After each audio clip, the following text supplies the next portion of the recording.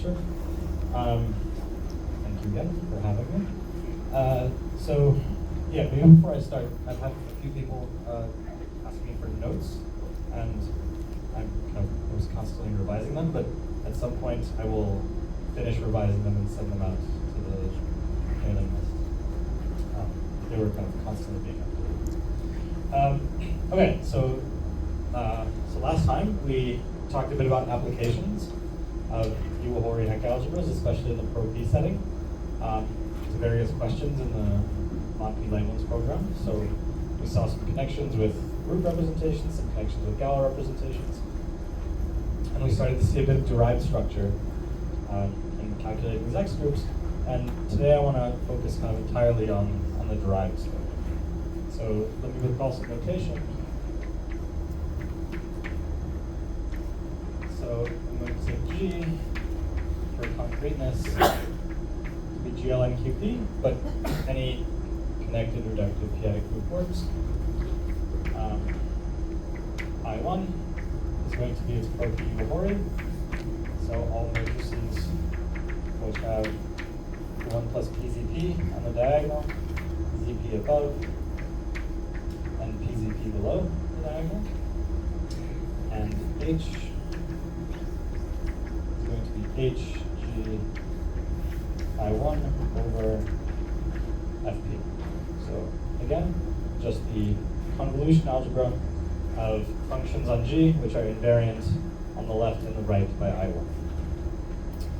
Okay.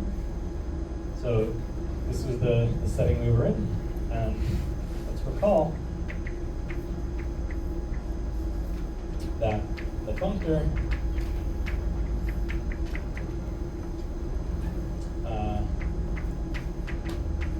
going from rep I1,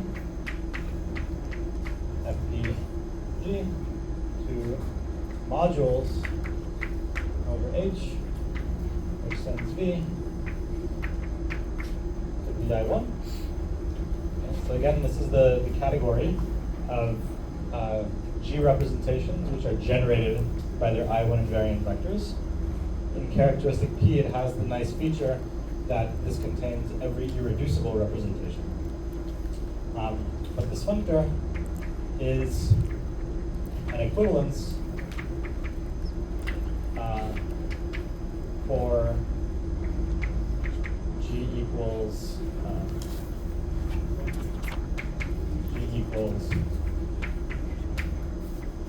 GL2QP or SL2QP, but is known to fail otherwise.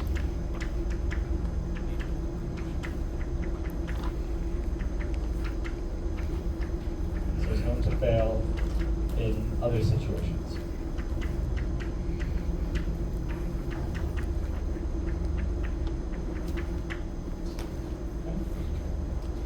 Okay.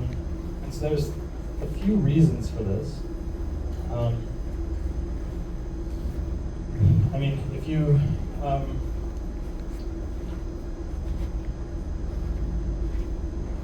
if you look at work of, for example, Roy and Olivier, they at some point reduce understanding this functor to some calculations with bit vectors. That's part of the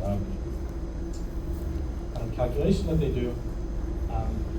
And the funny thing that happens is that there's certain character sums which appear, which are kind of non-zero if and only if your p-adic field is QP.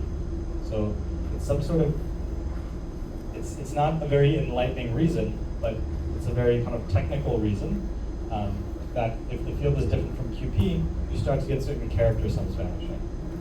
There's kind of better reasons for why this fails.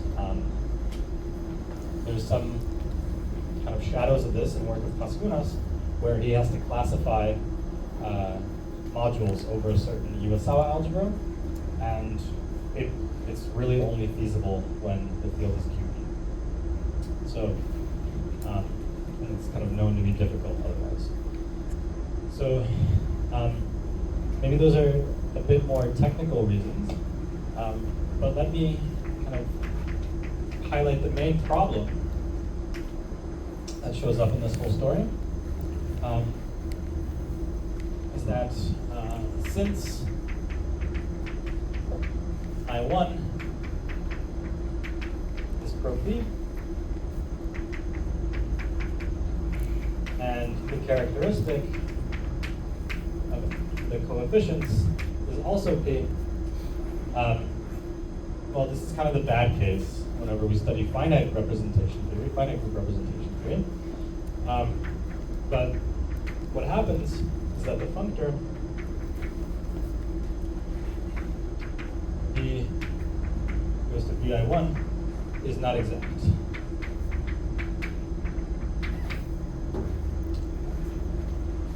In general, if I'm looking at invariance under a Pro P subgroup of characteristic P, this is not exact.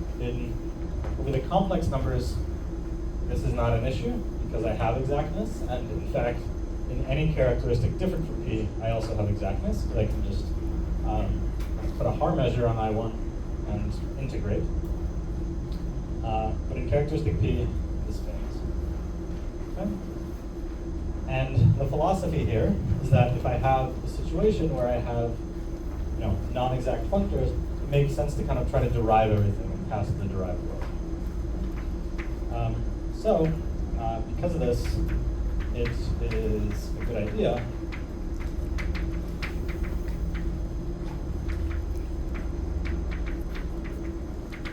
to derive these functors and categories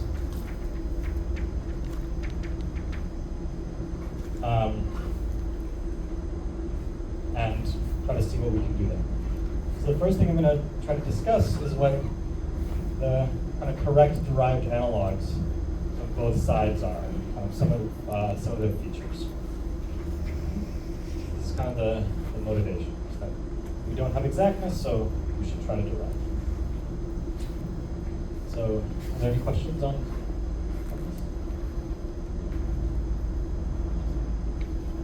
It's very kind of philosophical, but I'll give away details. Sorry? I invariance will still not be exact. I mean, because I contains I1 with finite events. It's still an issue. Okay, so let me first discuss what happens kind of on the left side. So on the group side.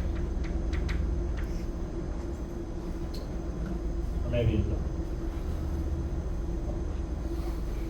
So on the side of groups, what I'm actually going to look at is something a little bit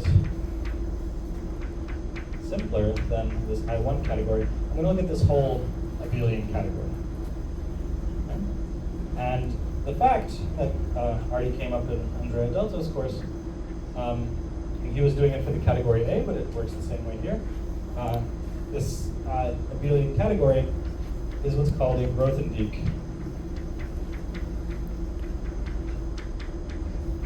abelian category.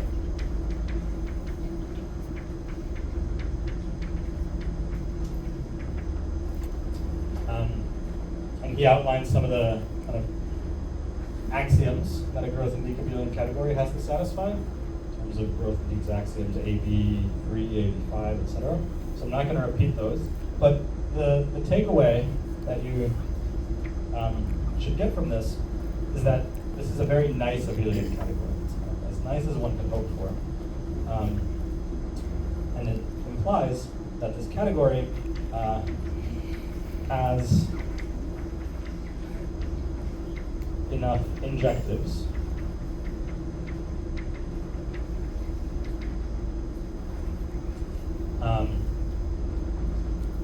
and in fact it has enough of something which are called k-injective objects, which are kind of even better for what we're going to do. And so,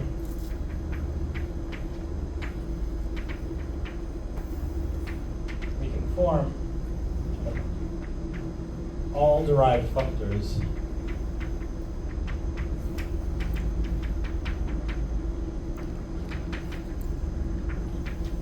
in the derived category.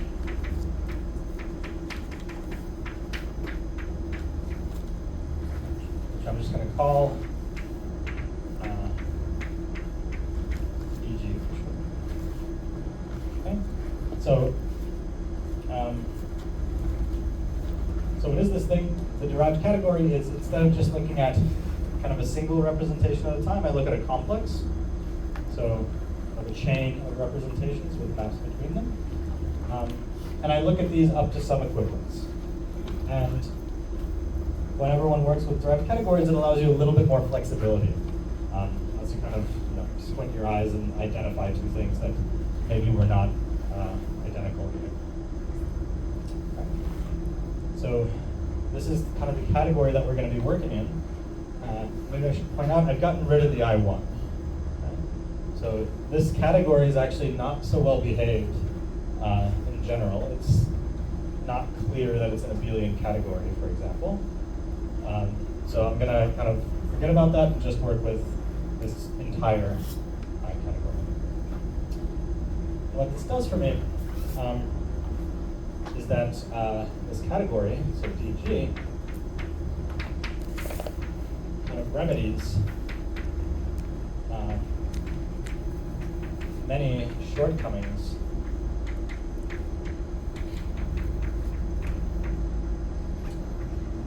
of the category of just the abelian category. And so let me give an example to kind of indicate how this might go.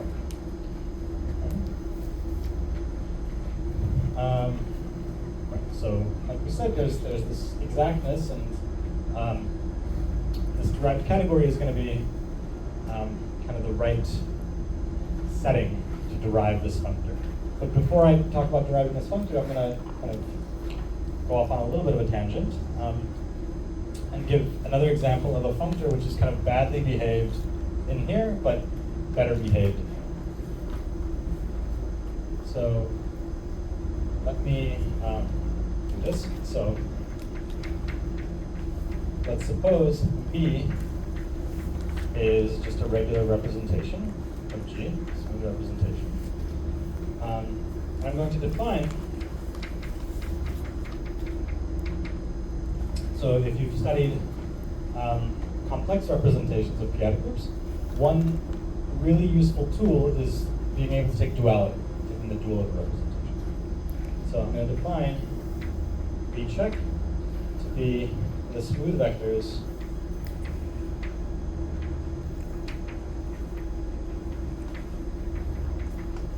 in, if I write this, in B star, which is just the full linear dual from B to F. Okay. So this is usually the way it's constructed. I have some vector space. I take the dual, the kind of abstract dual, so this kind of makes the space bigger, but then I take the smooth vectors inside. And I can write it maybe a little bit more algebraically as a direct limit over J and G compact open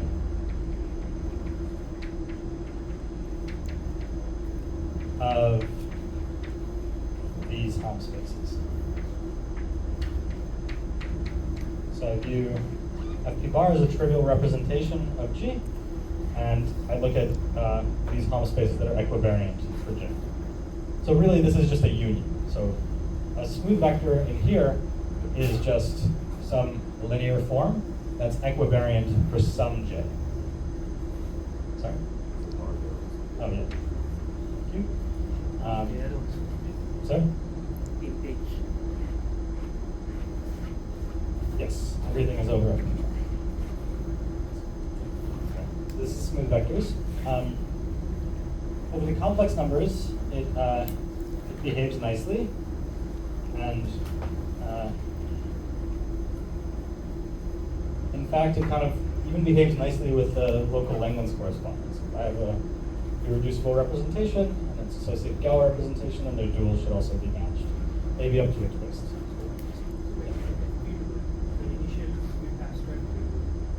This is the abstract dual. It's a vector space tool. Yeah. Yeah. So I guess I should write FP bar.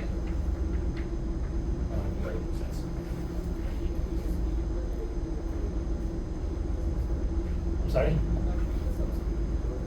Here? Here? It says compact open.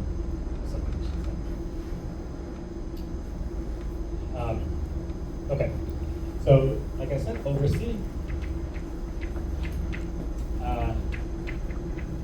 this functor behaves nicely. For example, it's exact. And satisfies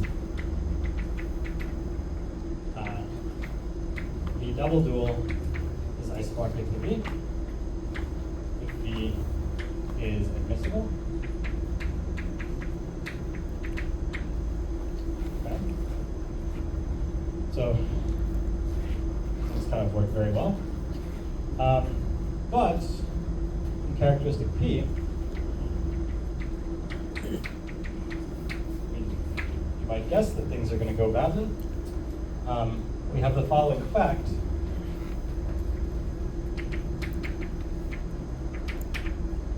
So if V is irreducible, admissible, and of finite dimension,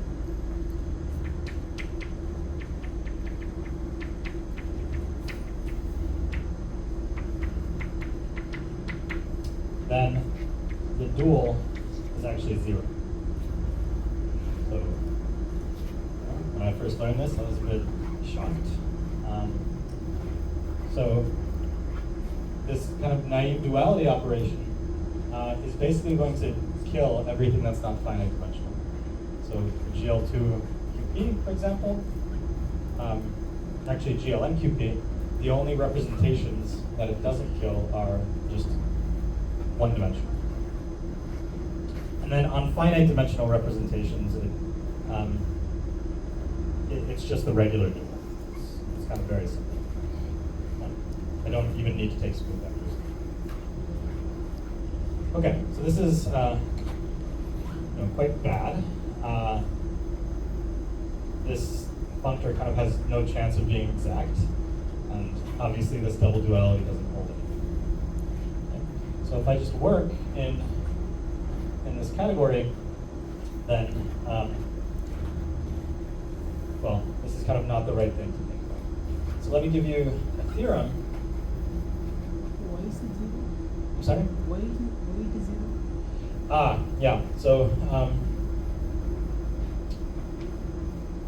so it's a bit of a digression, but you can kind of think about this whole construction as happening on the dual side. And what I'm looking at is some sort of modules over an Iwasawa algebra.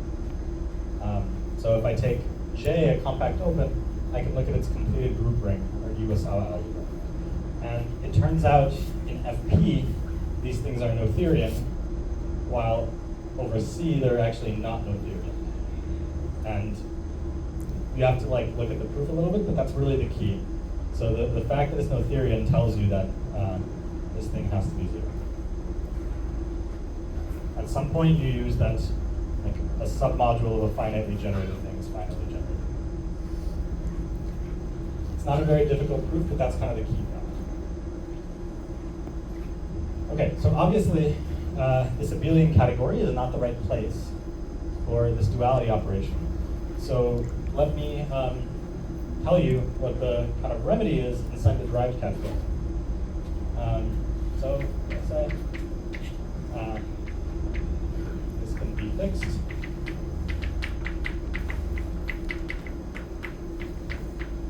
Indeed. So here's the theorem. We call Hausa. And then amplified a little bit by Schneider and Sorensen.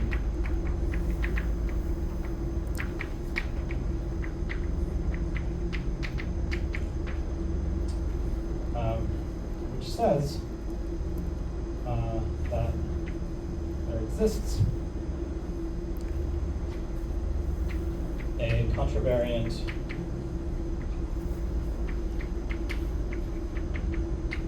duality functor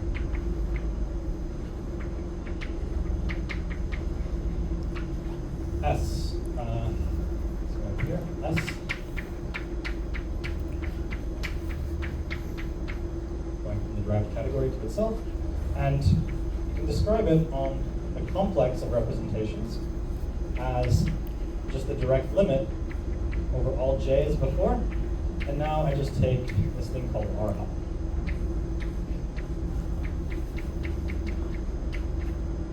So R hop is just a derived version of hop, and what it is, you plug in two complexes, and it spits out another complex of FP bar vector spaces. And after I'm done taking the direct limit over J, it actually gets a G actually. Okay? It's not really important that you know what RHOM is, but I just write it to kind of indicate the comparison with the kind of naive definition.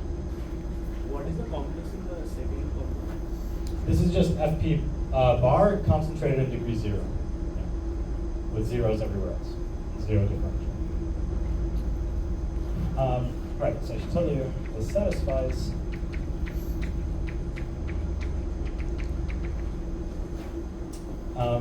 well, if I plug in just a V, maybe concentrated in degree 0, I get V dual. So if V is finite dimensional,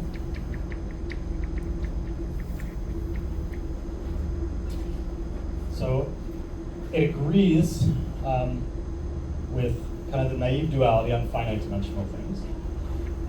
And if I take S, let me write it this way. So if I take S squared, then this equals the identity. So I shouldn't expect it to equal the identity on all of DG. But if I look at those complexes whose homology representations are admissible representations, then I get a double duality, analogous to this. Okay, here, even in the complex case, I have to assume some sort of admissibility. So if I look at some sort of admissible subcategory, then I get the double duality that I want. And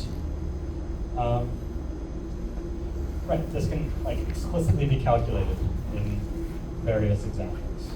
So let's see, do I remember one off the top of my head?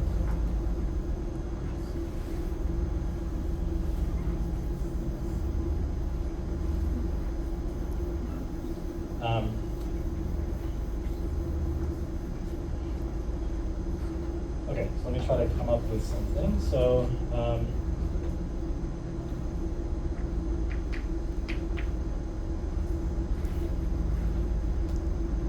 right. So, again, let me work with my favorite example. SL2PP. And so then, if I take B to be the Steinberg representation, so the trivial representation, well, the dual of the trivial representation is the trivial representation. And the dual of the Steinberg representation, so let me write it this way. So this is going to be a representation that I'm going to denote E, concentrated in degree, oh, I never remember the indexing.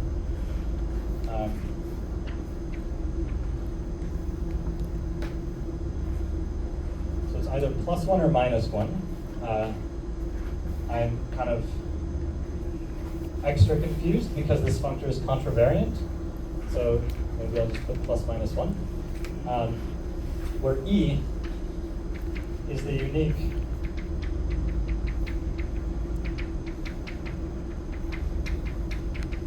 non-split extension, which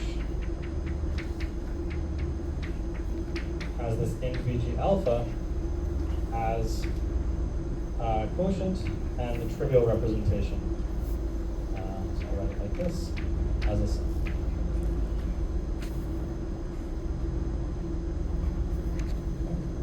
And analogously, if V is a parabolic induction, then S parabolic induction will be another parabolic induction, similar to what we saw yesterday, this chi inverse alpha, again, in degree plus or minus 1. So this functor can be made quite explicit. Again, these shifts just indicate that we're not going to be in degree 0 anymore. Just convince myself that's true.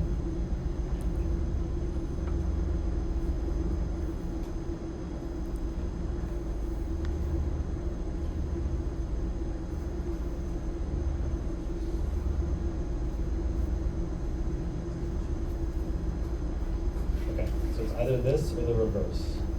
Maybe I'll check afterwards. But in any case, this kind of souped up duality functor replaces this naive duality and gives us a much better theory. Okay. Is this functor exact? So yeah, it's going to be, well, it's going to be T exact. Yeah. But you say the represent, you are taking all represent, you have a category of all representations, and all representations may not be of abelian category. So all representations will be in a abelian category. It's a growth in the abelian category. Yeah. If I take the ones generated by I1 invariance, that one is not necessarily abelian. Sorry? All smooth representations. Okay, so again, this was just like a small tangent to show you that a lot of these things can be improved in the derived category. And maybe I won't write this down explicitly, but I'll just kind of say out loud, there's other functors one could play around with in this way. So again, if one is used to the complex theory, maybe you've heard of these things called Jacquet modules, which is in some sense a left adjoint to parabolic induction. So this also doesn't really work correctly in characteristic P, because if I look at the definition, it involves taking some homology. Okay? And so what I need to do is I need to pass the derived category to try to work with this. And Andrea also mentioned this in his talk yesterday. When one passes the derived category, you can actually get a left adjoint. It was constructed by Claudius Heyer.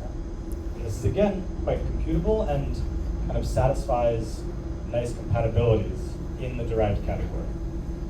So maybe just one final thing I'll say is that there's this theorem called the Bernstein-Zalewitsky geometric lemma, which tells you what happens if you take a parabolic induction and then do a Jacquet module. So because the Jacquet module is not well behaved on the abelian category, we can pass to the derived category and look at how parabolic induction behaves with respect to Heyer's functor, and there you get a completely analogous thing to the Bernstein-Zalewitsky geometric lemma, which is quite beautiful. Okay. But hopefully this is all enough to convince you that this duality functor, or this derived category in and of itself, is kind of the right setting for these mod P questions. So, any questions before I go on to Hecke algebras? I'm sorry? So this is just the smooth character of the Borel. Yeah. Okay.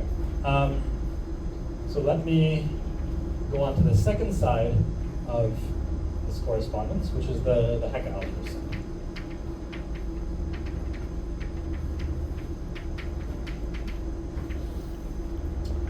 Okay. So maybe the naive thing one could do is, well, on the right side of the correspondence, I already have a category of modules over some algebra, or over some ring, which is already in and of itself a nice abelian category. So maybe the first instinct is just to take the derived category of that. So that is possible, but somehow it's not quite robust enough to capture what we need. Okay? So what we need to do is we actually need to enhance this mod H in some way.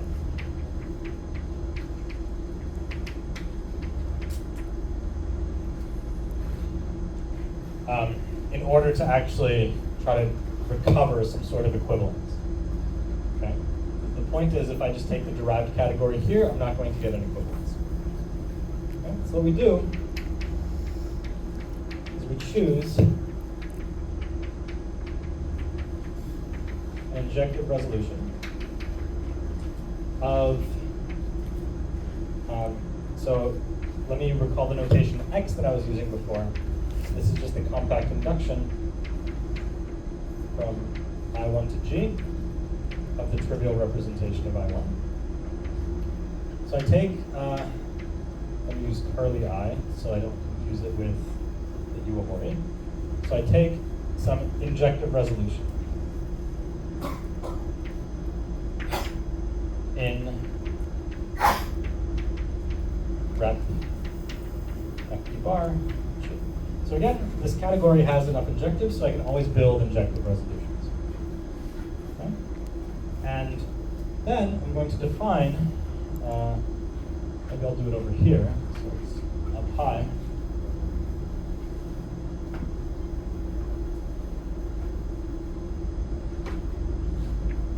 Define H bullet to be the following thing. So I look at this complex,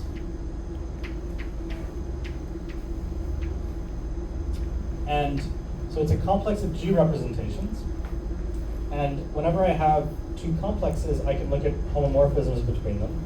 But I can actually look at homomorphisms of varying degrees. So instead of a homomorphism kind of going from degree 0 to degree 0, degree 1 to degree 1, I can also look at morphisms that go from degree 0 to degree 1, or degree 0 to degree 2.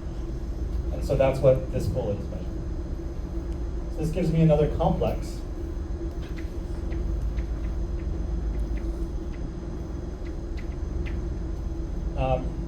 And in fact, it has more structure. It has a differential. So maybe let me rearrange things a little bit. So this thing is called the Hecke differential graded algebra.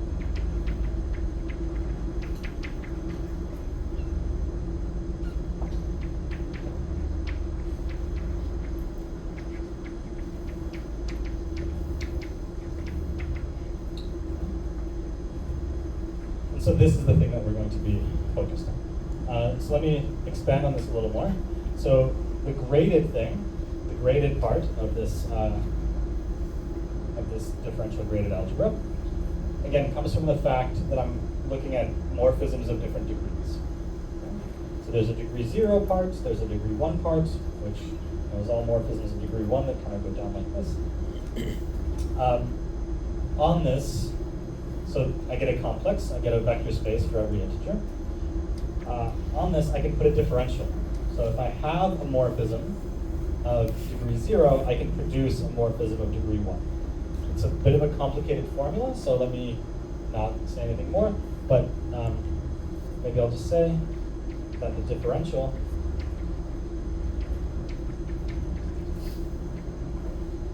is a map that goes from palm I, bullet, to palm I plus 1.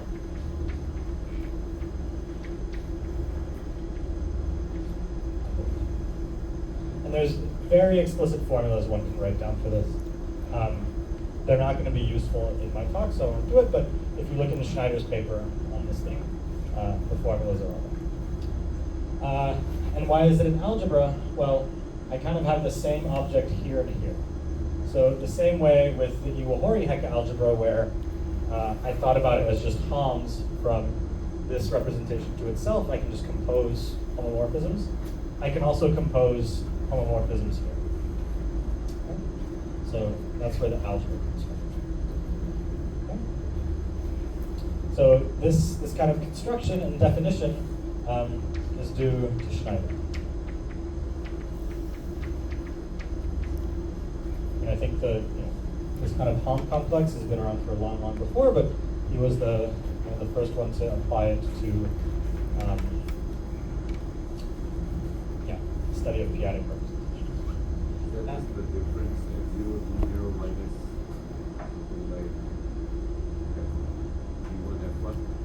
Yeah, so you have a differential on here, and so if you have a map, you can go down first and then take the differential, and then maybe add or subtract differential and then apply the other. So it's not mysterious. It just requires a lot of notation, and we're not going to actually use the differential. And maybe I should say, if people are a little bit more derived minded, this gives me a complex, but if I think about this complex in the derived category of FP bar vector spaces, then this is just a model for R Hom. So in the FP bar. So again, if you're not used to thinking about derived categories, then this maybe has no content, but if I have a derived category and I have an object, then there's a way to look at derived homomorphisms, which gives me a complex. And this is maybe defined only up to quasi-isomorphism, etc. But here is kind of an explicit way of thinking about it. And I mean, if you look in references, like the Stacks project or something, if I want to actually calculate this, it tells you that what you need to do is pick resolutions and look at this Hom complex. So I'm just kind of starting from the explicit. Okay, so this is our algebra. That's going to be an enhancement of the regular Iwahori-Hecke algebra. And I will say in a few moments why this is an enhancement. I justify that. But before I do, let me kind of state the theorem. Right. Okay, so I have this algebra. Before I state the theorem, let me do a few more definitions. So we can then define, well, I have kind of a new Hecke algebra. I want to look at modules over it, but I want to take into account the differential graded structure. So what I can do is I can then define the derived category of what are called DG modules over H. And again, let me not give the definition. This is all kind of spelled out very clearly in Schneider's paper. But a DG module is just a complex which has an action of this algebra and a differential. And the differential on this algebra and on the module have to be compatible in some way. But you can just think of this as some derived enhancement of the category of H modules.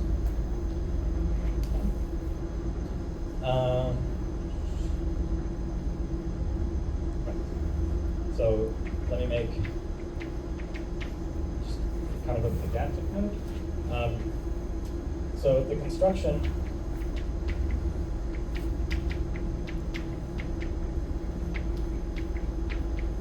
of H bullet depends on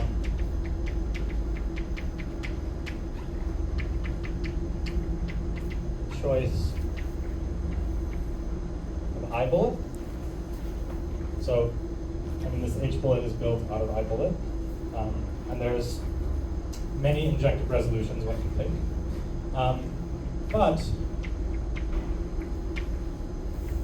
H bullet is independent of this choice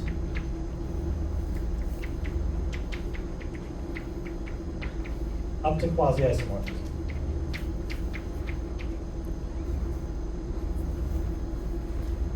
So even if I pick a different injective resolution, the algebras will be quasi-isomorphic, meaning they have the same cohomology. And analogously, this category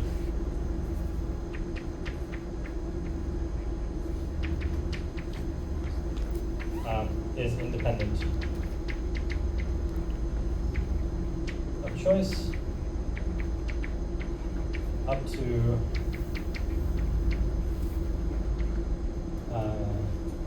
natural equivalence. So this is just a very pedantic point, but it's saying that even though I made some non-canonical choice here, it doesn't affect anything I do.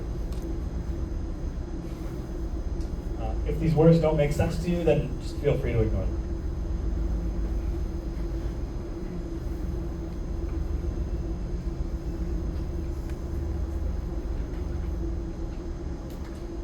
Okay, so let me give the theorem.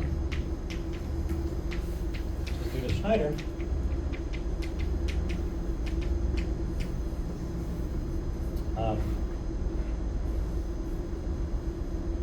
There's actually a funny story about this theorem. So he wrote it as like a short note and had it as a preprint on his webpage for like 10 years. He didn't publish it because he didn't think it was interesting enough. I think it's very interesting. So let me give you the result. So let's suppose I1 is torsion free.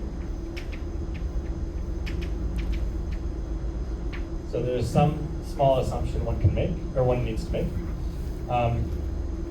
But under this assumption, if I look at the functor that goes from the derived category of G representations to the derived category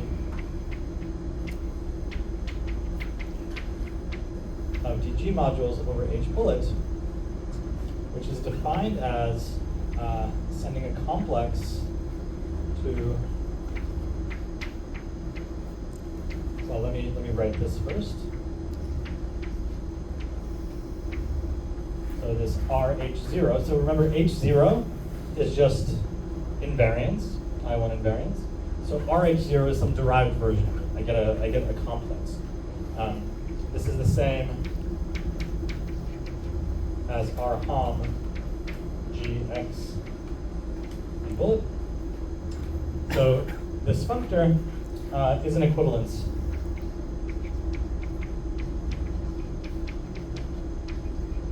of triangulated categories.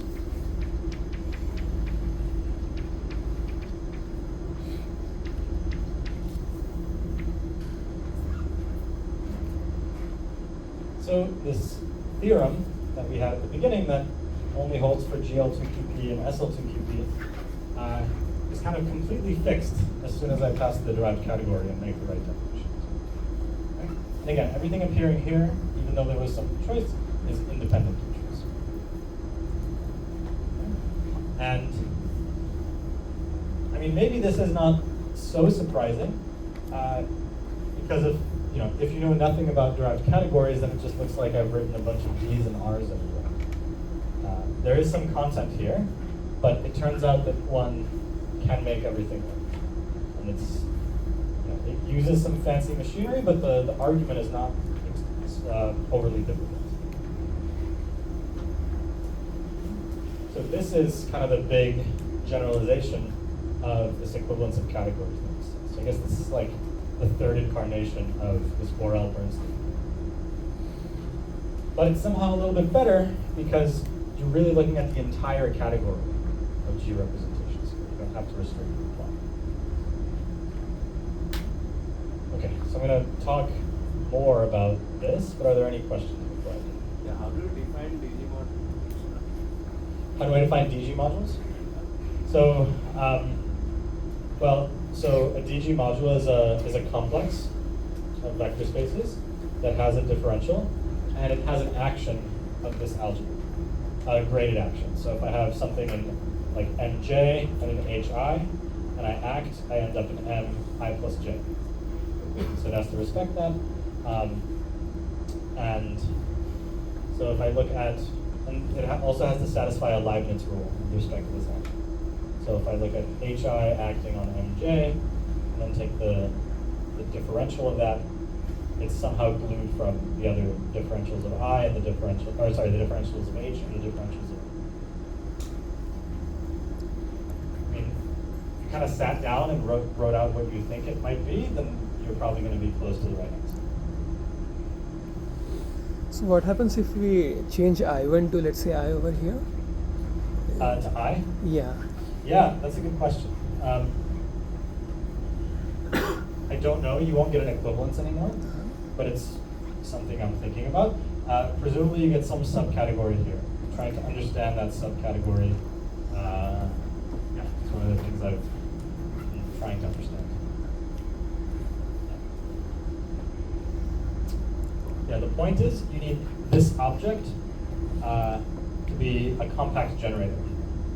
That's no longer the case in T9. And here we are working with SL2 of F. This is for any group G. Oh. Yeah, this is extremely general. Yeah. Again, I just took GLN at the beginning to kind of have it be concrete, but this works for any G. Okay, so let me start talking more about this. And maybe try to make it a little bit less scary. So here's the issue. Is that it is hard and potentially impossible to explicitly write down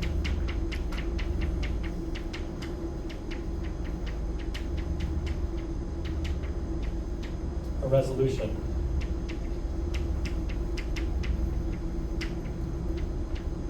I bullet.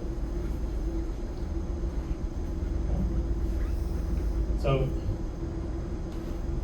as a result, it's hard to describe the structure of H on the nodes. We know that injective objects exist, and I can build injective resolutions, and I can construct all these derived functors, but if you give me the trivial representation of SL2, I won't be able to write down an injective resolution. Maybe I can do one step. Yeah. Just to be a bit fast, but what are the terms in the complex RH dot I1 V dot? That's a complex, right? Of some kind. This is a complex, so what I can do is I take this V and I replace it with an injective complex that has the same cohomology, and then I just apply I1 to every term in that complex. It's the same thing I do for derived functors. Yeah. So I would take a complex, replace it with an injective, and apply the functor. Yeah. So so maybe I can say here. So R H0 I1 V bullet. So I replace V by so what's a good notation? Maybe IV bullet. So this is an injective resolution of V. And then I V dot, right? The complex V? Yeah. Okay. And then I just apply the functor without R. So this is H0 I1 here. So what this is, as a complex, is I bullet, V bullet, and I just apply I1 termwise. Usually if you have a complex and you have the resolution of it, you take the total complex and the hypercohomology. Right, so I'm not taking cohomology here. This is before taking cohomology. If I take cohomology of this, then I'll get the hypercohomology of V bullet. You apply I1 to this 2x2 picture. This is not a 2x2 picture. It's yeah. Yeah. No. I have V, think about it as on one line. I have I on the bottom line. I have a morphism, which is a quasi-isomorphism. So it's all their cohomologies are the same. Except IV bullet is built out of injectives. So I just replace V by that. In the derived category, I can always do that. And I just apply this functor kind of naively to that complex.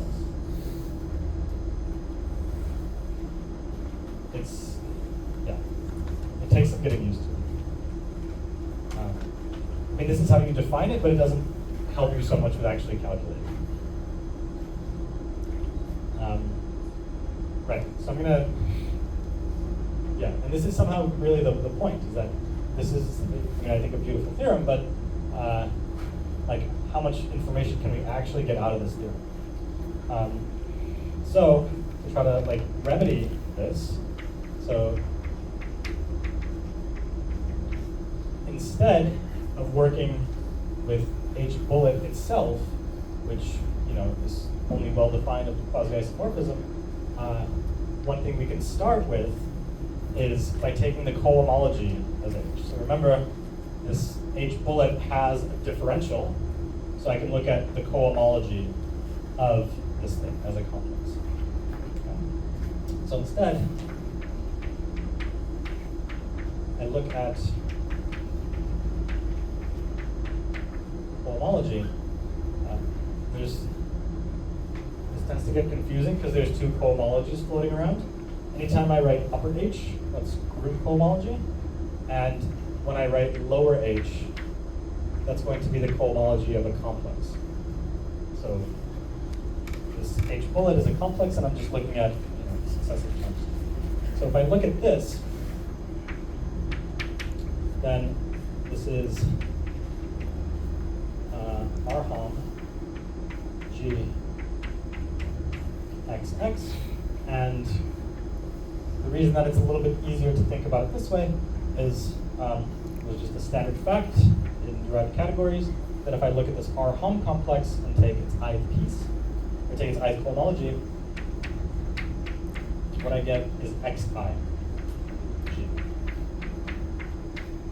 XX. So this H bullet, and you can think about it as some sort of bizarre, inexplicit thing, okay?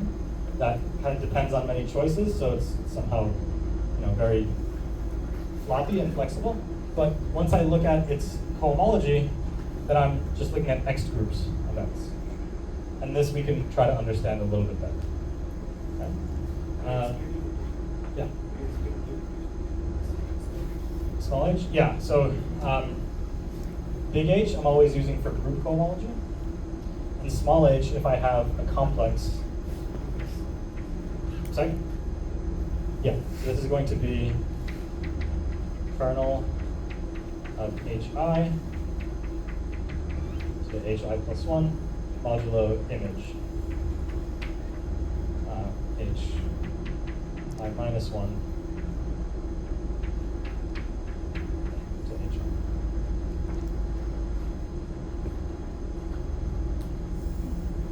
I mean, this just helps me keep track of what I'm taking for. But the point is that these are now things that we sometimes compute in a course on homological algebra, not going to the kind of full derived category. And so this is actually the thing that I'm going to work with and try to understand a little bit better as a first step to getting my hands on this theorem, which I. So let me make a definition.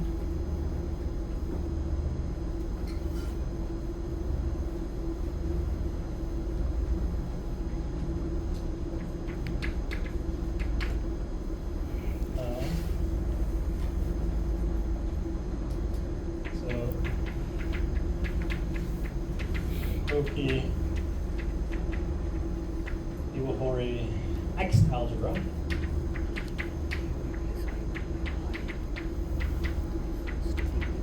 is the following thing. So I take E, be the direct sum of EI, where the EI are just these X groups. So XI, G,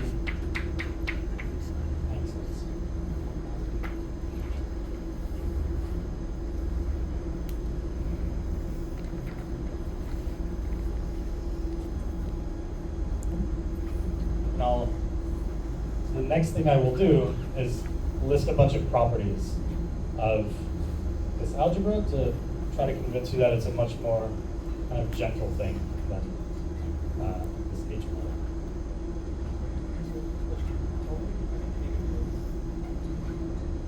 bullet.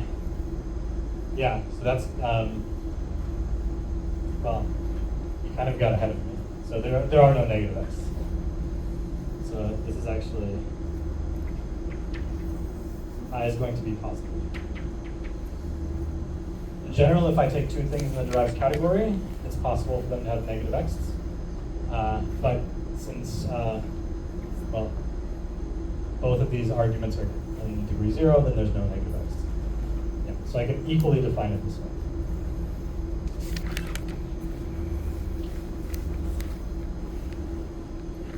Other questions? Okay, so yeah, it's a little bit more tractable. So let me write down some properties.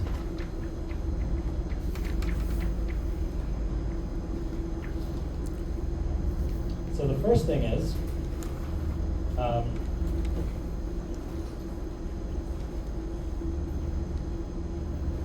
well, so let me tell you in what sense this is an algebra.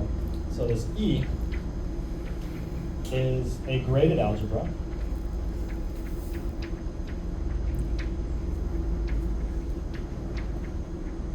So it's not a differential graded algebra anymore because I've used the differential to take cohomology. So the differential goes away. It's a graded algebra because there's an ith piece, which is xi. And what is the algebra structure? Well, before it was just this composition, but here it's actually much more, much easier to describe. It's a Yoneda product.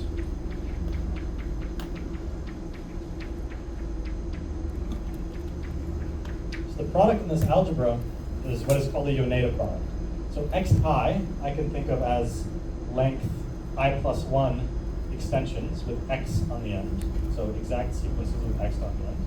So if I have such a sequence, such an exact sequence, with x on one end and x on the other end of length I, and one of length j, and there's a way to splice them together to get one of length I plus j. That's the Yoneda product. So already this thing's a little bit better.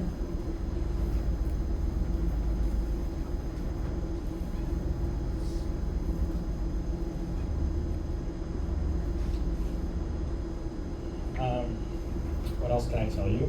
Well, here's the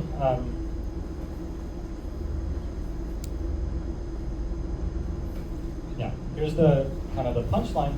If I look at this E0, well, what is this? This is x0. This is Hom G xx, and this is just the regular underived Hecke algebra. So this X algebra E has kind of the Hecke algebra we know sitting in degree 0 as its lowest term. And that is the sense in which this H bullet is some sort of enhancement of this Hecke algebra H. So it took me a little time to come to that punchline, but this is the way that H bullet kind of enhances H. And there's kind of a very well-defined way that H bullet sees more of the arithmetic of the field than this H does. So each of these, E0 is H, and each EI is an HH bimodule.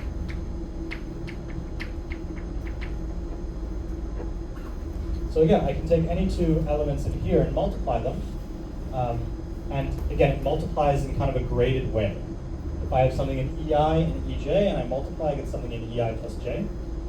So in particular, if I have something in EI and E0, so in H, then the result lands back in EI.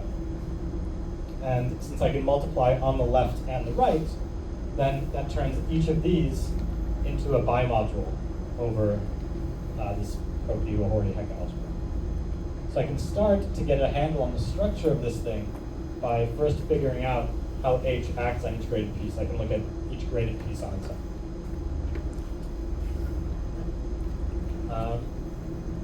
Right, what else can I tell you? So figuring out what these exit spaces are might be a little bit difficult, but using a lot of very fun facts from representation theory, I can at least tell you what this looks like as a vector space. Okay? So if I look at EI, this is xi, g, xx. And remember, I've erased it at this point, x is the compact induction from the trivial representation of I1. And it turns out that Frobenius reciprocity works on X groups as well. So this is xi in the category of smooth I1 representations of the trivial representation of I1, and then X restricted to I1.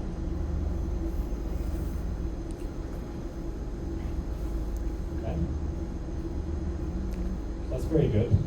Let's look at, so kind of aside, let's look at what this representation looks like.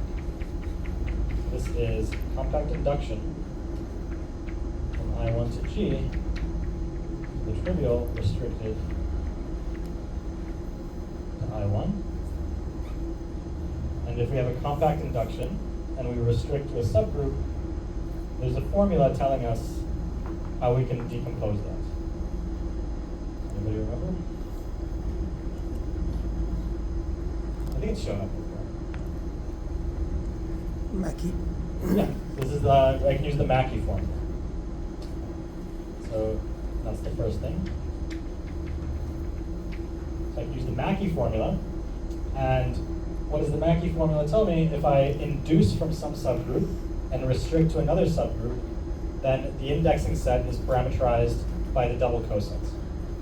So I'm taking a sum over W in I1, G, I1 of the compact induction, and let me just write what the final answer is. So the compact induction of I1 from I1 intersect W inverse I1W of the trivial representation.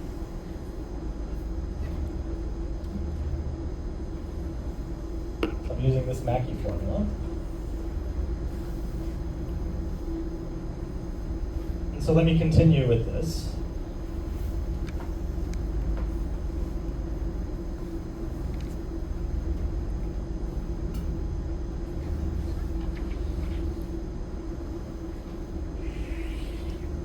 So if I continue, I have a direct sum. I can take the direct sum out. So this is a direct sum. And also, this double coset space we've discussed before, it comes essentially from the Bruhat decomposition. I mean, I have to work a little bit because I have I1. But this W ranges over W1 tilde. So I have xi, I1, trivial representation, compact induction. And for brevity, just so I don't have to write it, let me call this subgroup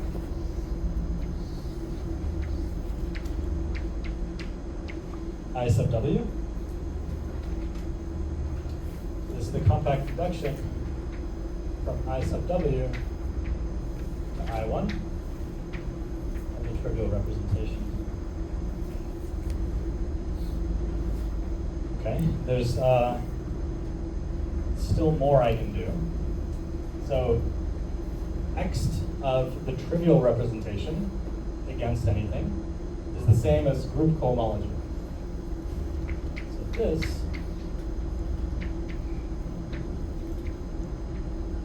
is group cohomology I1 compact induction. And here, since this group is finite index, it's the same as regular induction. So maybe I'll just write it like that.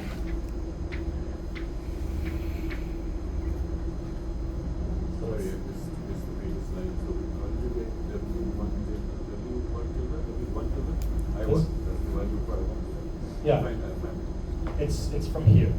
So here I'm summing over the representatives of the double cosets, and that's given exactly by W1, by the Baruch decomposition. Yeah, the one was, sorry, is it the that was some affine wise migration? Yeah, it was the kind of the pro-p extension of the affine value. If I had I here, then this would just be the regular value. But here, This was by definition, this was the one. Exactly. Great. And how did you get the X there? this next, Yes. from here. Right. So I have this, and there's one more kind of cohomological trick I use, something called Shapiro's lemma. So this is called Shapiro's lemma.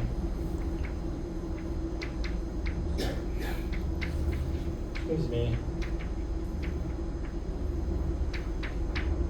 IHI, IW, and let me switch notation to just this.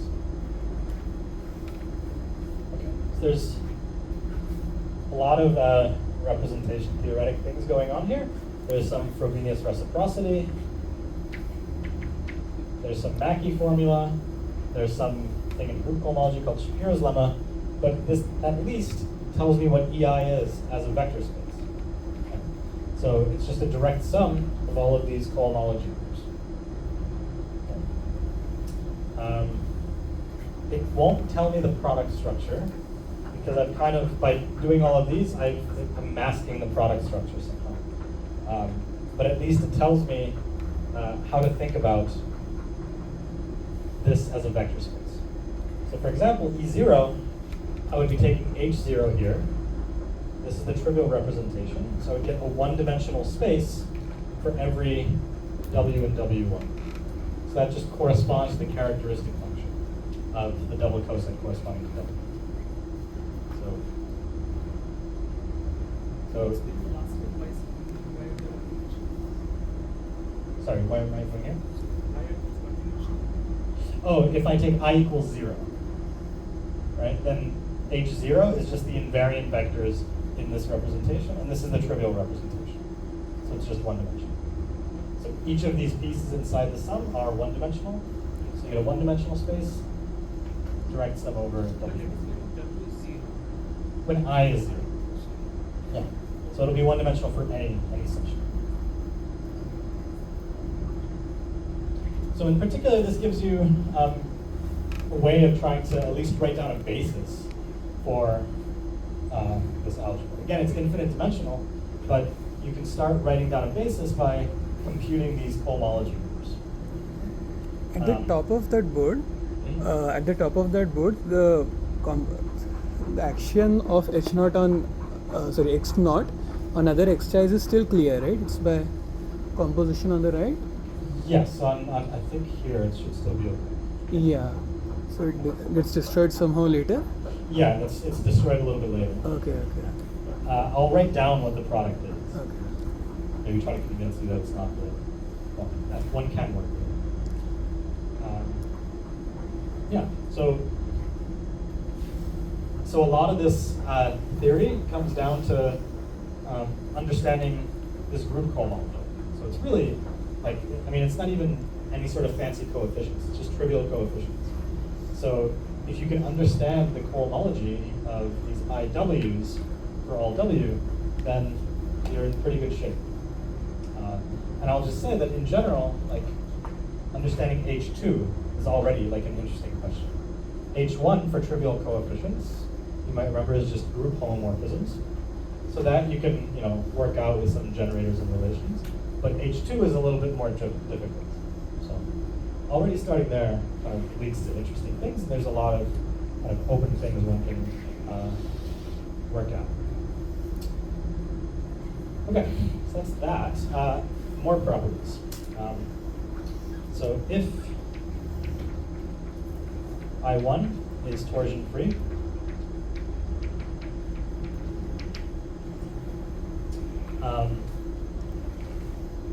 then, so I'm just going to give you some words that are worth Googling if you're interested in this. Then, it is what is called a Poincare group.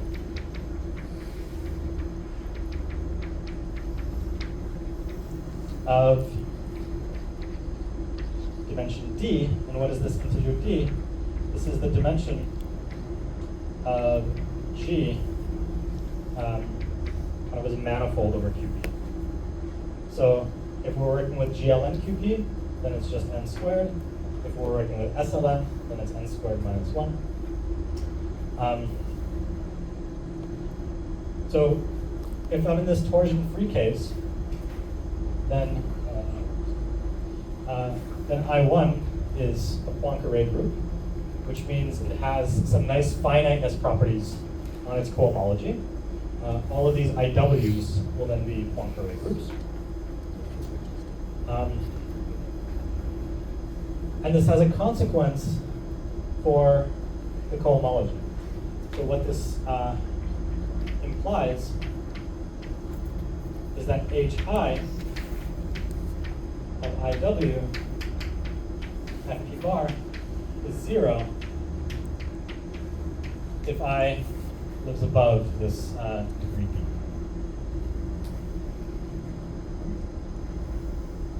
And so, what it means is that this algebra is concentrated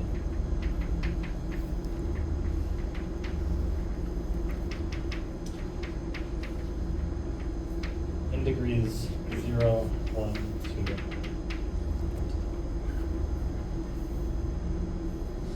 So it's just lives in a finite range.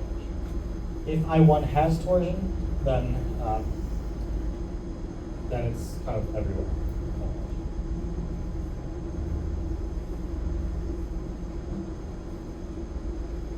So, even though this was maybe a bit mysterious when I wrote it down, it really is much more. I mean, you can say quite a lot. And what we're starting to see is that well, this H really only sees some sort of combinatorial structure. If I look at the generators and relations, like all it really sees is Q, the size of the residue field. But this kind of Poincare thing and this cohomology thing is going to start to see a little bit of the arithmetic of the field that I'm working with. So for example, these cohomology groups will behave differently if my p-adic field is QP, or if it's like a ramified extension. Whereas this algebra H is not going to see that. And then maybe one final kind of thing I'll tell you about is, so we have that it lives in kind of finite degrees. And I can actually tell you, well, I can tell you what the bottom degree is, that's just H, and I can tell you what the top degree is. So again, and let me do it for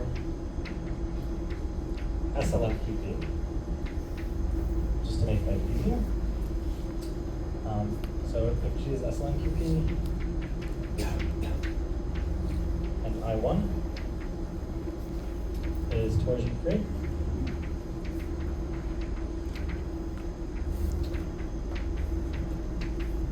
then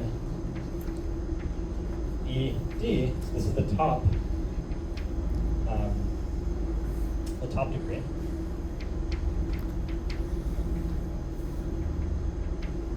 Which equals n squared minus 1 in this case. So what does this look like? So I'm going to tell you the structure has a left or a right H module.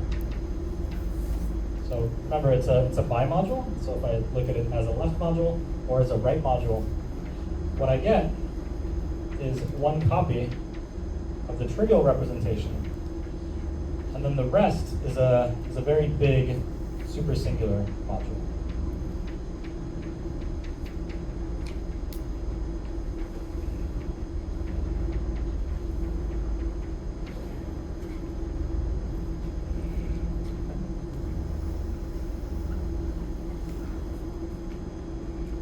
So already kind of from first principles, we can get quite a lot of structure of this algebra. And this is all kind of contained in, I think, the first paper that Olivier and Schneider wrote on this topic. What do you mean by if I1 is torsion free? I1 we have fixed. Sorry? We have fixed I1. Mm-hmm. Yeah, so if I1 is torsion free, yeah, okay. So if I'm working with SLNQP and I look at I1, then in order to guarantee that it's torsion free, I just have to assume P is big enough. So I think P has to be at least like n plus 1 or something. So it can happen, it can be torsion free. Oh, it can have torsion. Yeah, it can be torsion if P is small with respect to n. So, for example, if P equals 2, that's the case I always want to throw out, because minus 1 is contained in 1 plus PCP. So I always need to kind of exclude that, but there's also funny things that happen. P equals 3. Okay, so again, this kind of thing comes from first principles. And something that takes a bit more work is actually describing the product on this. And the formula is a bit messy, but let me give you a simplified version of it. This is how it appears to replace I1 by I2. So to speak, 1 plus 4 is equal to P2. To remove the quotient, then you can try and check some of these things like this. Yeah. You can absolutely do that. The problem is that this x changes, and so like the algebra that you see in degree 0 is not as familiar. So in here, this is kind of the easiest case one can start with, and it's already plenty complicated. Right, okay, let me give the following proposition. Olivier Schneider. So in their paper, in their first paper, they, their first paper on this topic anyway, they write out the product structure kind of in complete generality in terms of operations here, because these are like a little bit easier to understand. But let me try to give you a simplified version. So suppose that I take V and W, W1, satisfying L, DW, LV plus LW. So this was kind of the nice case for elements of H. I'm going to take alpha in HI, I1 int, IV, I1, and beta in HJ, I1, and IW, I1. There's a few things to keep track of. There's these degrees I and J, and there's these V and Ws. So then, if I want to take alpha times beta, where here's the Yoneda product. Okay, so I'm taking them in here, but translate them all the way back here. Take the Yoneda product. What this looks like is alpha acted on by TW. So alpha lives in HI, and we know that each of these are modules over the Hecke algebra. So I can act here, and I can take TV acting on beta. Okay? So this guy is in HI of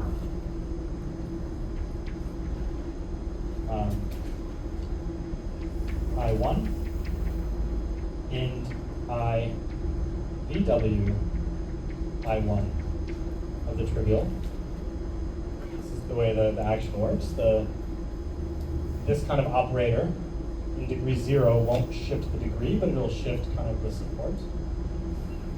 This is in HJ of something similar, I1 induction I VW I1 1. So I have these two things, and in group cohomology I have an operation which is a cup product. So I can take their cup product, and finally the whole thing lands in HI plus J, I1 int IVW, I1. Okay. Sorry? Yeah, below that is the subscriptor B, IV. Okay. Is that an IV? They're both W's for some reason. These are IVW. This is W, this is V. What does it say at the bottom there? In- Oh, sorry, the second last line. Here? Those are both VWs? Yes, they're both VWs. VWs. Okay. Yeah. So that cup product makes sense. Is alpha dot VW also a product? No, so this is the action of H on this So button. they're both homomorphic with activity I, so there's another product there. Yeah. So there's a few structures going on. Like on the full thing there's a Yoneda product, but once I translate it over here, there's a cup product. And you have to kind of figure out how those interact. And it takes some work. This is somehow an easier version of the formulas that show up in the paper. But the point is, like, if one has enough determination, you can actually work with these things. The target would be the tensor product of those representations, right? So how do we?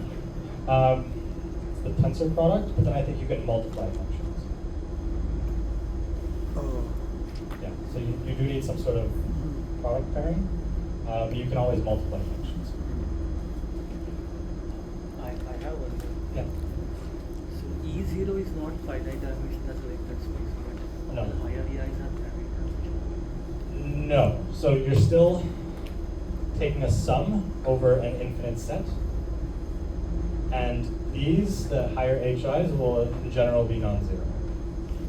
So this top cohomology, for example, is also infinite dimensional. So that other Samadhi is infinite dimension. Yeah, this is infinite dimensional. So it's kind of like a rising union of supersingular modules, which ends up being infinite dimensional. Alpha dot VW lands in. So this is just the way in which H acts on EI. That is not a Yoneda. Well, it is a Yoneda product. Yeah. But what it does is, if I happen to be in a certain direct summand, the action moves me to another summand relative to this decomposition. And the summand it moves me to is the VW summand. It takes a bit of unraveling. I'm not saying this is easy to digest, but the point is that there is a formula that one can use.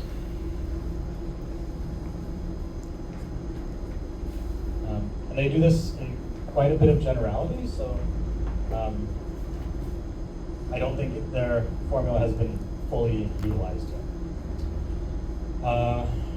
Okay, I'm going a little bit slower. So, How does this help understand the product? well, a cup product on here, for example, is more or less well understood. So one of the properties of being a Poincare group is that each of these cohomology spaces have a non-degenerate cup product that induces a duality. So there's like a top cohomology, which is one-dimensional, and if I take complementary degrees and take their cup product, it gives a perfect pair. So the cup product here is kind of better understood. Is it There we have Not directly, but there's many parallels, in which is, I think this terminology comes from Serre, or maybe Lazard, but that's why they call them Poincaré groups. It's because it looks like this should be the cohomology of some orientable thing. If you read Serre's book on Galois cohomology, this is discussed in there, and he even discusses like an orientation character.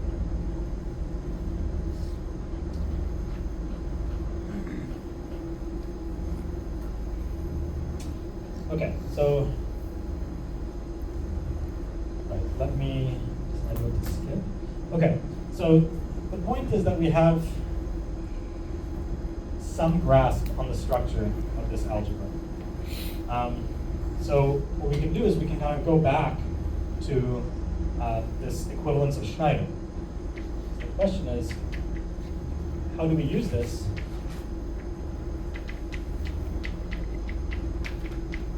to understand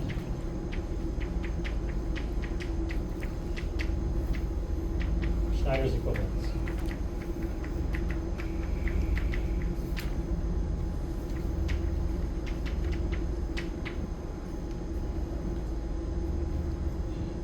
Well, we can start with Schneider's equivalence, and we can pass to cohomology.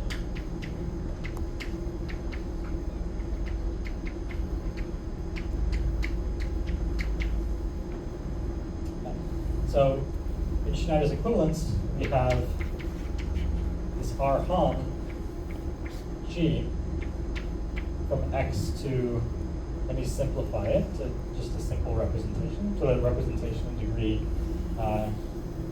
0. And this gets an action of H bullet. So this is what we're trying to understand. We're trying to like, even understand the image, what these things look like as DG modules.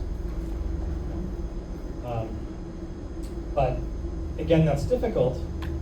So what we do instead is we pass the cohomology. Okay? So what we get is a direct sum of xi, xv with an action of the direct sum of xi, xx. And again, these are much more concrete things.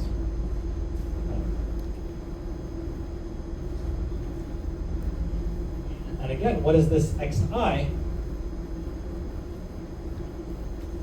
of x into v?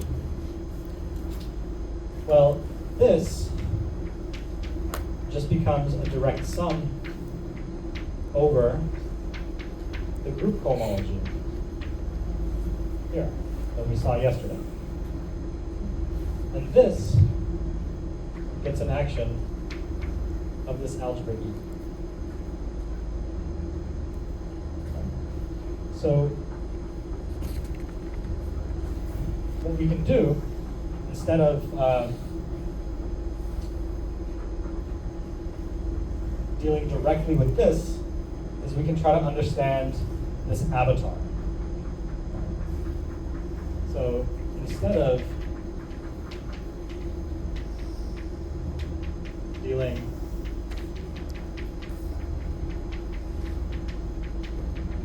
directly with Schneider's action,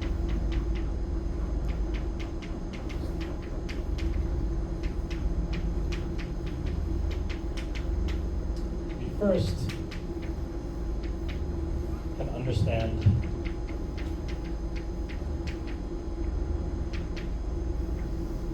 this situation. So starting with this direct sum of cohomologies with an action of E. Okay? And again, it's a graded action. It'll shift the degrees. Okay?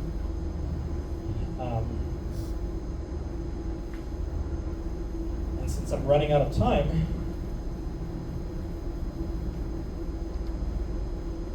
let me just kind of summarize a few things orally. So by studying just the algebra on its own, we can already get information about these cohomology spaces. So, for example, there's a recent paper of Olivier and Schneider where they kind of go even further into the structure of this for SL2QP, for SL2F more generally, and they show that if the top cohomology vanishes, then your representation V has to be infinite dimensional. And the only situation in which the cohomology doesn't vanish is when V is the trivial representation. So I had an analogous result that was proved a few years ago using a classification and using this derived duality functor of Kohlhaasen. But their proof is completely independent, and it comes from studying the structure here. So it's two kind of independent proofs of the same fact. Moreover, what they can show is that if I start with a supersingular V, then each of these modules is supersingular. And again, you can do that just by studying this algebra E, or at least a part of this algebra. But maybe I'll kind of wrap up here. So there are still many aspects of this story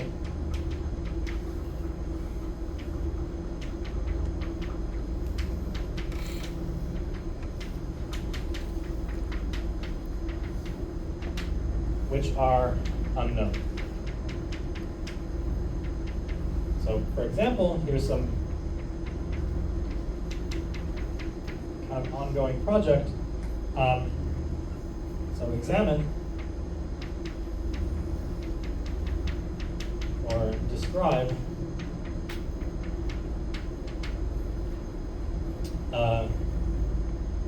well, I guess this kind of action. So describe this, i.e. the action of E on the direct sum HIB for SL2QP and all irreducible V. So even in the simplest case, this hasn't been fully carried out. Here we're in good shape because the structure of this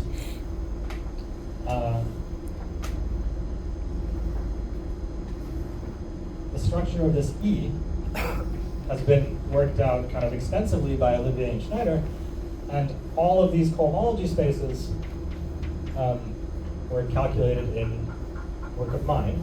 So somehow these two things are known independently, but we still don't understand the grade action. So this is kind of, even in the simplest case, there's still kind of a lot to do.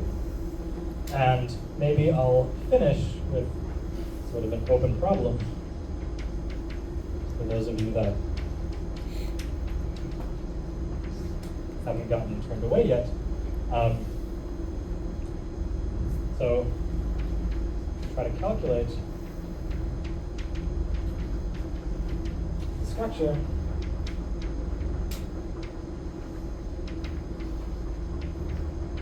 of E and these cohomology spaces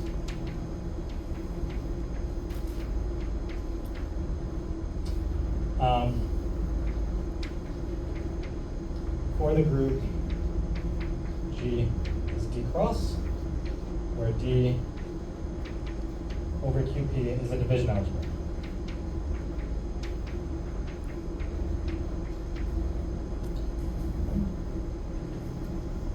And so what you would be calculating, in effect, is these cohomology groups, HI, 1 plus the maximal ideal, with trivial coefficients. So this is what one needs to calculate. And I think in this generality, it's quite open. Even the I equals 2 case is very interesting. And generally, working with division algebras is kind of a good starting point. That's sometimes easier than SL2 because it's compact Munsell, so its representation theory is easy. But these are the kinds of things that, this kind of approach to the Langlands program is still in its infancy, and there's a lot of very hard things, like these formulas tend to get very involved, but there's also many, many open problems, even in kind of the simplest cases. There's a lot to do. But okay, I will stop there.